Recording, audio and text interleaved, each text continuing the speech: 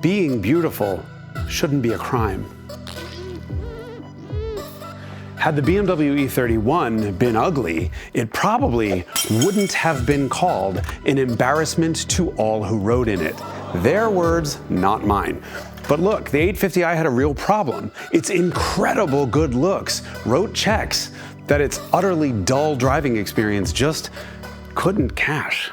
That is because the 850i was meant to be a rolling showpiece for ultra-nerdy future tech, when BMW deluded itself into thinking rich old men would get turned on by things like multiplexing CAN buses and elastokinematics, when they actually just wanted more sex and more power. And so the 850i was a complete failure. Until BMW took it to its motorsport division, which created the only V12-powered production M car ever. That solved the E31 dilemma. The car finally drove the way it looked. Unfortunately, no one knew about it because BMW didn't bother putting a single M badge on its exterior. This is the story of the BMW M8 that you didn't even know existed.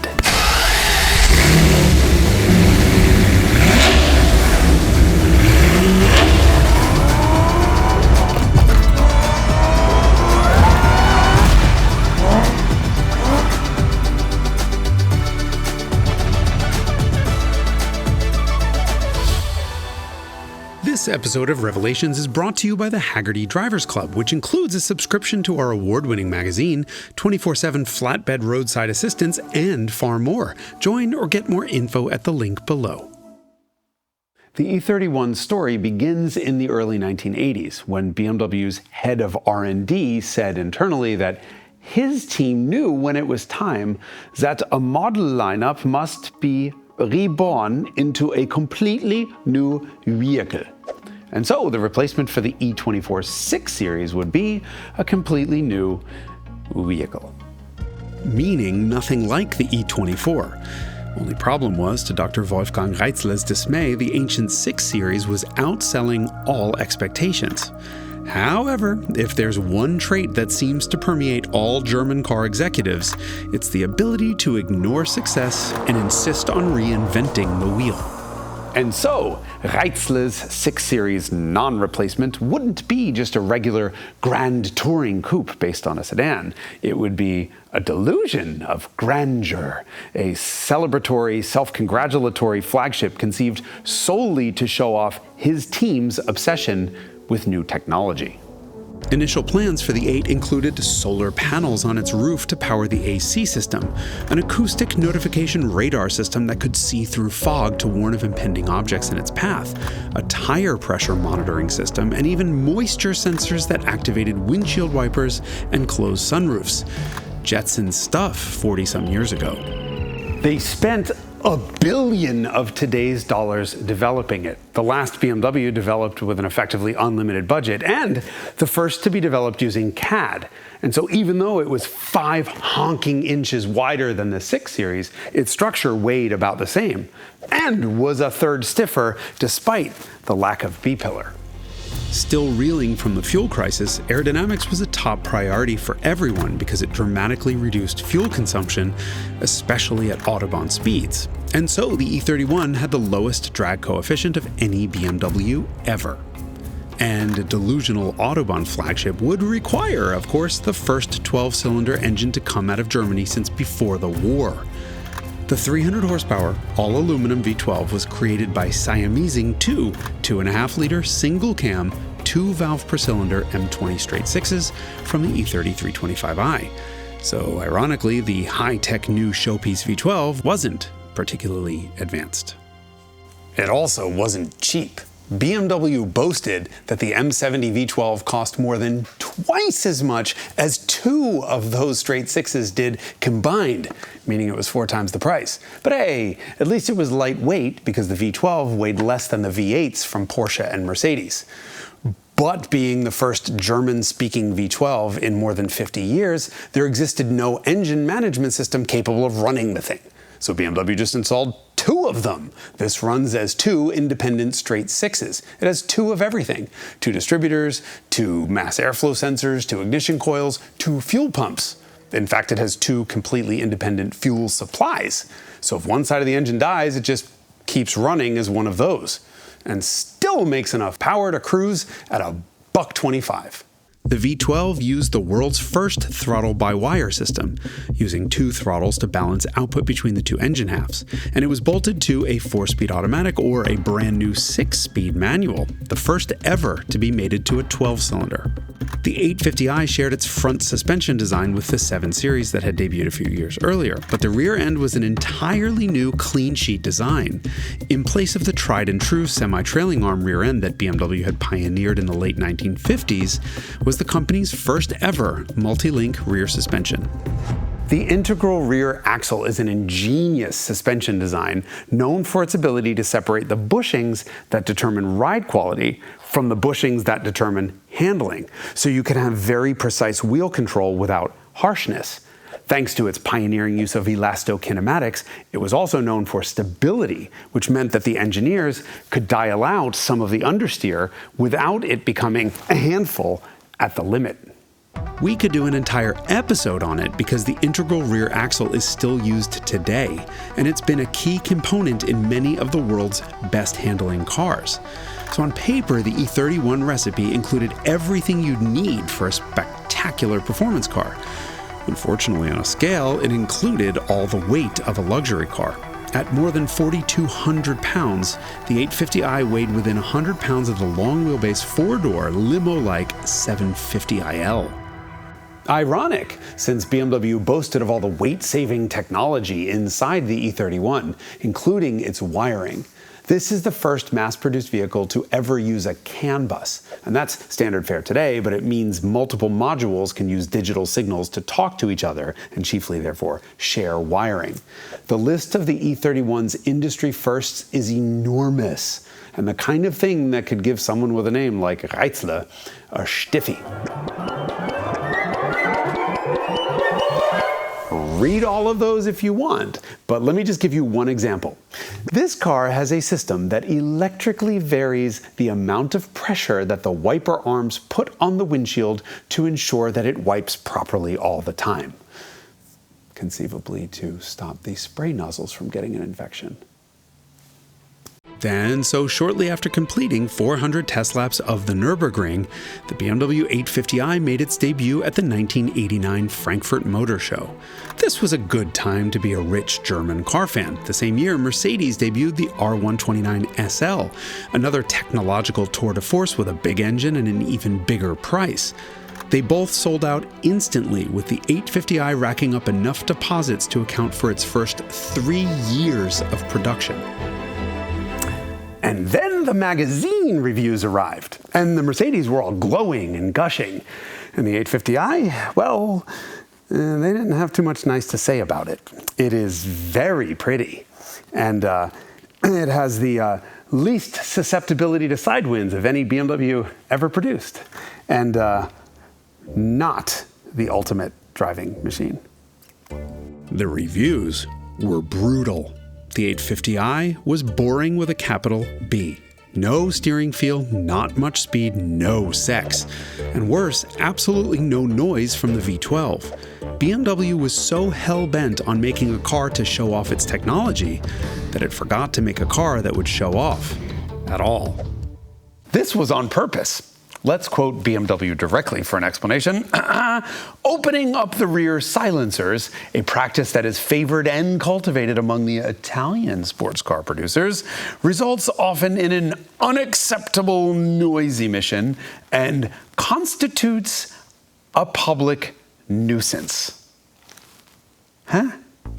Jawohl, Jason, ein Nuisance. The 850i is built in accordance with a general acoustic concept that is calling for an extremely low and pleasant interior noise level.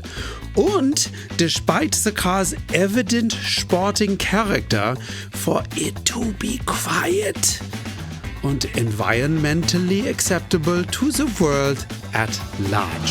Stop! This story has become tiresome and stupid. Do we believe someone who will be purchasing the Grand Coupe the size of Bergisch Gladbach, but only 2 seats, will give one flaming schnitzel fork about any of this? Nein!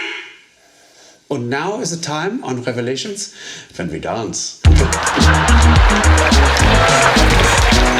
Stop your dancing!